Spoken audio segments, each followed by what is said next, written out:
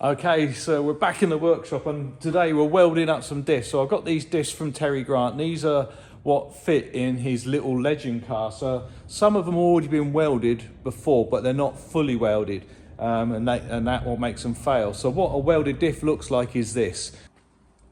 Okay, so this is how the diff works. So this is the ring gear, and around there, that's the pinion gear. So that's where the prop shaft there is connected. That connects to this, which spins this round, which turns everything else, and this is where the drive shafts come out there.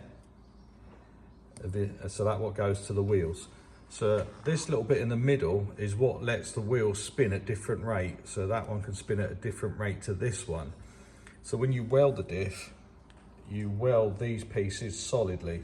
But if you can see on this one, they've only welded, it's not liking my focusing. Yeah, so on that one you can see it's only welded on the top. It's not welded on the bottom at all. So that piece can actually break. Now this one they've welded it a little bit different. So they have welded in the top and in the bottom. But what I do is I actually put another plate in here and weld everything up. So I put another piece of metal in and weld the whole thing. So it's got a lot bigger surface area, so you haven't got the chance of it breaking. So the first thing I do is I cover all the bits up that I don't want to get welded. So we don't want to get any weld on this. So we cover that up with a couple of layers of masking tape. Now if any weld does hit this, it won't settle onto the ring gear. Also, if it does settle on here, it will just catch fire, but it's easy to get all this off.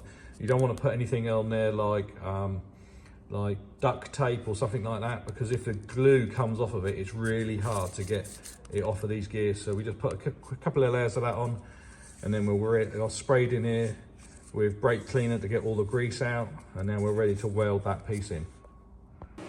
Okay, so the first thing I'm going to do is I've just got a bit of scrap on the table, and we're just going to weld this. So we're going to set the welder up so it makes a really nice clean weld.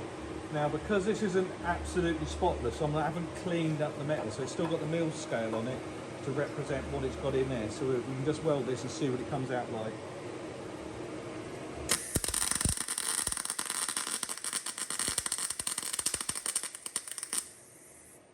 Right, so I've welded it, and you can hear it's crackling and it's spitting a little bit, but I can get this a little bit, we'll just have a little bit more pound, a little bit more wire speed. We should be able to clean that up.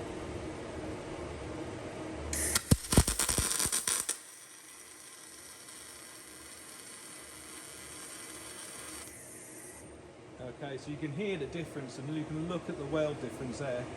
So that was the first one, and you can see the little bit of splatter. This one there, it sounded so much cleaner because we're actually getting right into the metal, and it's fusing all the metal that I'm putting in with the wire onto the job. So that's what we're going to do next. So we're ready to weld this up now.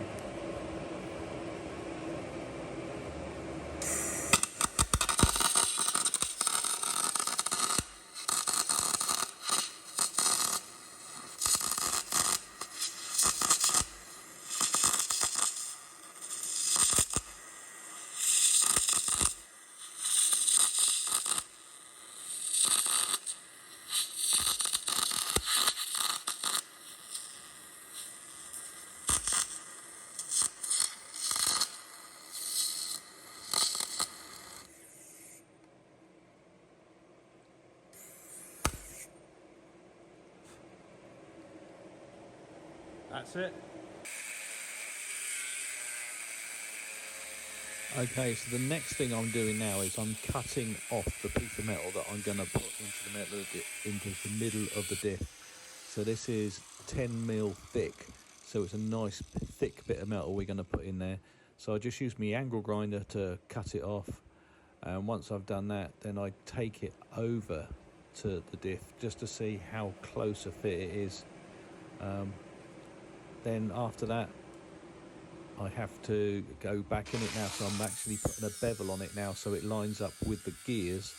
So when it fits inside the diff, it fits there really, really nice. So you have to do both sides of this because you're doing this into both parts of that gear on both sides. So you want a nice weld to get in there. So yeah, it takes a little while with the grinders to get it to fit really, really nice.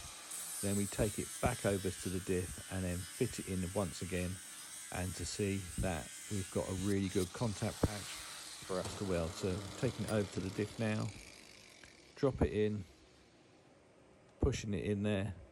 Yeah, that fits in really good, so we can get a good weld all round it. By this time it's quite hot, so that's why I'm shaking my hands.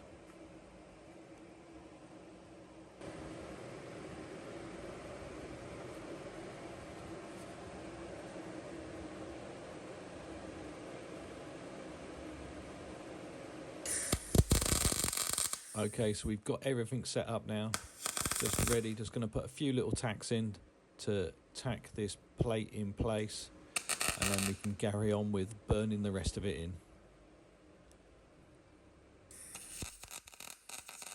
So what I'm doing now is I'm actually filling in where there is no gear. So you got to realise that there's gaps in between. So the metal only touches in like 3 places.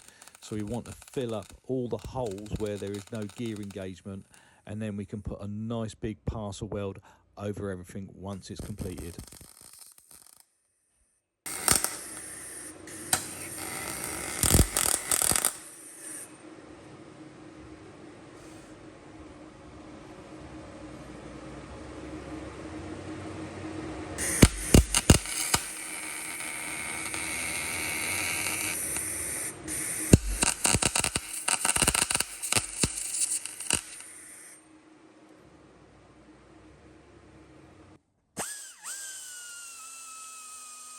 So I'm just going in with an air grinder now just to clean up all the little bits of sparks and little bit of debris left in there, just to make it nice and neat. And then of course then we go round everything and checking it for any bits of splatter or any of the gears. It was really clean, and then we're off to the next stage. Okay, so the last thing we have to do now is just clean the diff. So we've already gone round and inspected to make sure there's no little bits of weld splatter on there. So we've done that. So now, just because we've been welding, there's bits that do get round the back of it. So that's why I don't fully clean it, because the idea then is if there's any grease down there or anything, you can just put this in there. So I've took the brush off the end of the cleaner, so I can just get this right to the back, so we can absolutely soak it all the way in, go all the way around, make sure that all the grease comes out of it now, and then all we have to do then is go over with the airline just to blow any debris out, and that's so we can actually rotate everything now in the diff.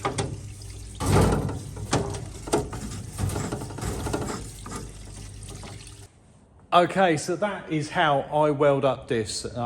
Really good way of doing it, nice and strong, don't normally have a problem. So what we're going to do now is just give them a quick coat with Lucas Oil Toolbox Buddy. That puts a protective film on them while we put them into storage, because Terry might not use them for a while, or he might use them straight away. So yeah, so that's how I do it. If you like this video, don't forget to subscribe to my channel, and also if you want to know when the next video is uploaded, smash the bell. But until next time, bye bye. Suck me in the smoke, breathe me in and let me go. Filling the lungs inside you, and the blackened eyes make my way into your mind. Just to know what you knew, restless